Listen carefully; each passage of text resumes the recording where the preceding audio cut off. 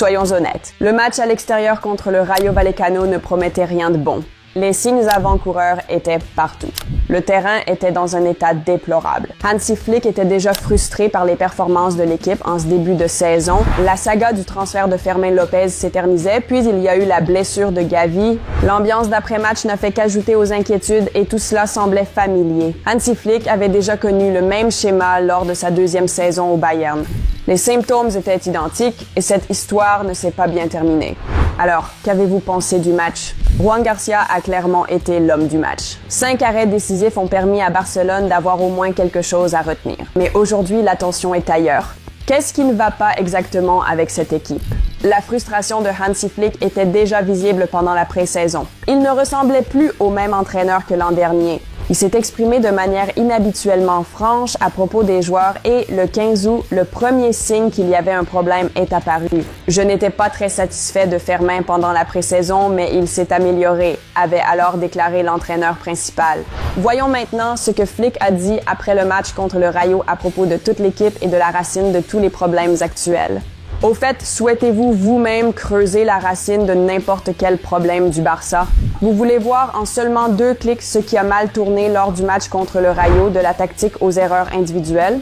Téléchargez Football Extra, analyse, statistiques, décryptage exclusif, tout cela directement sur votre téléphone. Le lien se trouve dans le commentaire épinglé. Revenons maintenant à Flick. Je ne parlerai pas de Fermín. Nous verrons s'il reste à la fin du mercato. Tout le monde doit être engagé à 100% envers l'équipe. Pas d'ego. Les égos tuent le succès, a déclaré l'entraîneur de 60 ans. Cela soulève la question, l'histoire avec Chelsea a-t-elle déjà commencé pendant la pré-saison? Est-ce le comportement de Fermín qui a brisé l'harmonie au sein d'un groupe jusque-là soudé? Aujourd'hui, la résolution du feuilleton du transfert de Lopez va arriver, mais même ainsi, on ne peut pas faire porter toute la responsabilité au milieu de terrain de 22 ans. Jules Koundé a, de façon inattendue, commencé sur le banc lors des 2 premiers matchs. Et il est clair qu'il n'est, pour le dire gentiment, pas au meilleur de sa forme.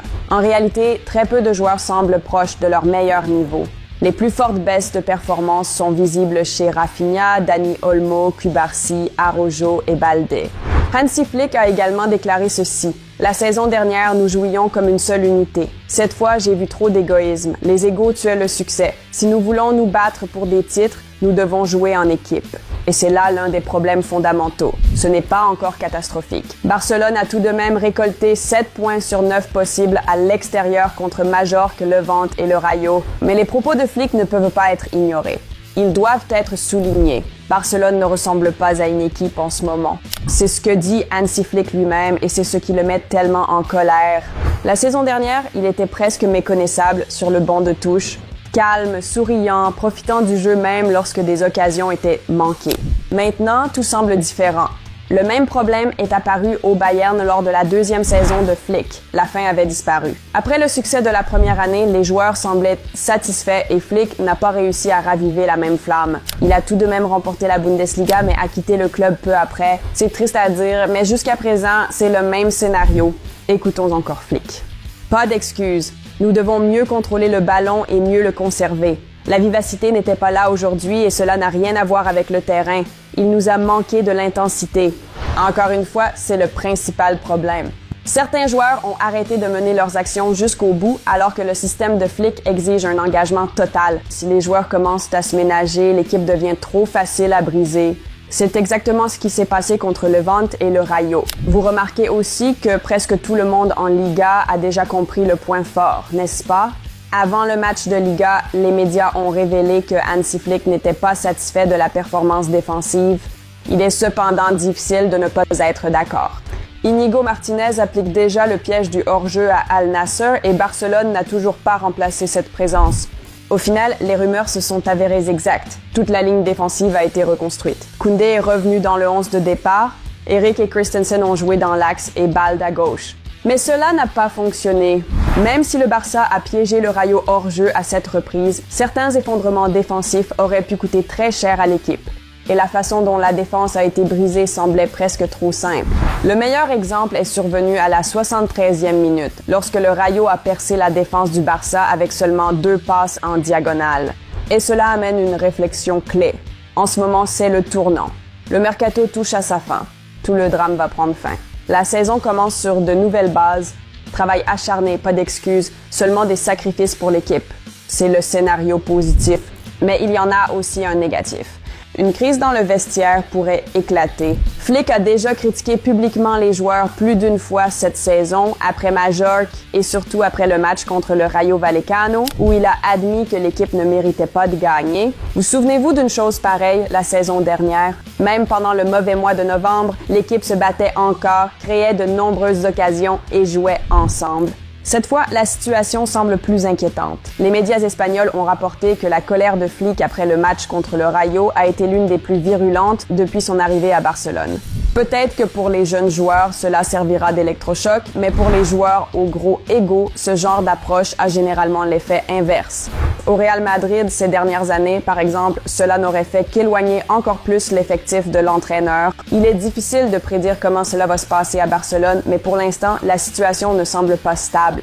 Nous verrons après la trêve internationale quel effet cela aura. Jusqu'à présent, la situation est simple. Mis à part le renfort de Juan Garcia, l'équipe paraît plus faible que la saison dernière. Et tout cela se produit alors que le Real Madrid de Xabi Alonso a déjà pris 9 points sur 9 possibles. La défense s'est dégradée après le départ d'Inigo, car le Basque était le leader du système de Flick, dirigeant toute l'équipe et l'incitant à se battre.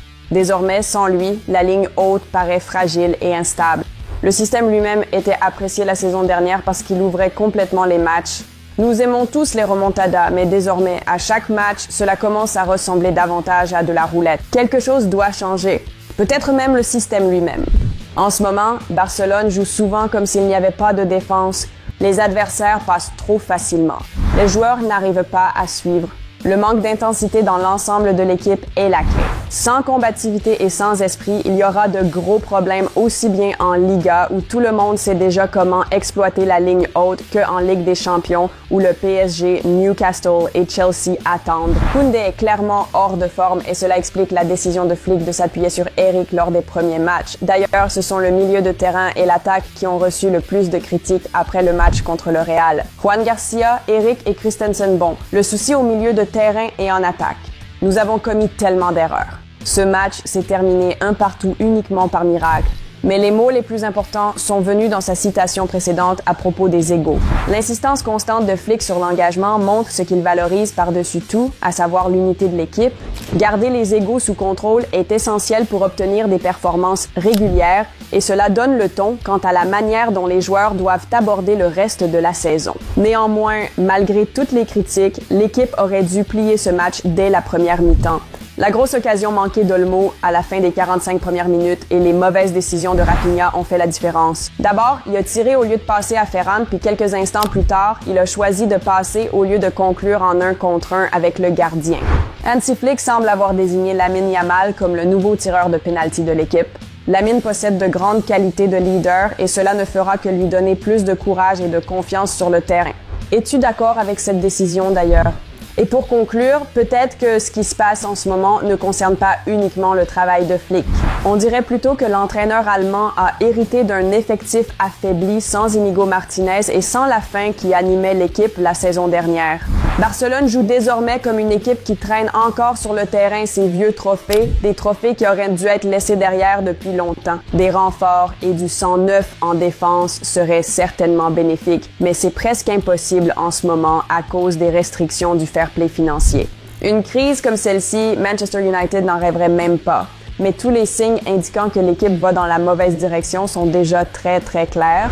Hansi Flick est furieux et il appelle les joueurs à se réveiller. Les championnats se construisent lors de la première moitié de la saison et c'est précisément là que l'équipe perd du terrain. Qu'en pensez-vous? Quel problème révélé par le match contre le Real? Partagez vos avis en commentaire et si l'analyse vous a plu, likez et abonnez-vous à QLE. Si vous voulez plus d'actualités, abonnez-vous à notre chaîne d'information. Merci d'avoir regardé. Au revoir.